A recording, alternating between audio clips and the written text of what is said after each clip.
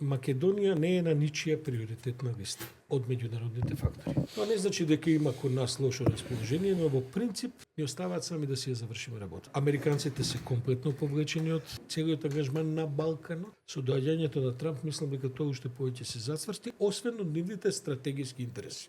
Не гледам дека Мицкоски има каков било притисок од кого било, ни од дома, ни од странство да прави некакви отстапки кои што би биле непријатни за неговата политика. Значи, треба се подпреме на неговата лидерство, договидност, за да направи одредени политички потези кои тој не ги прави. Он е 6-7 месеци на власт практично без никаков крупен проблем. Веќе самиот Мицковски станува најголемиот проблем на самиот себе. Произведува афери кои што му ја слабаат позицијата. И го влечат надоле со сето тоа. Мислам дека наредната година влегуваме во период кога всушност ќе се види кој е отпорноста материјалот на Мицкоски како политичар, но и како човек.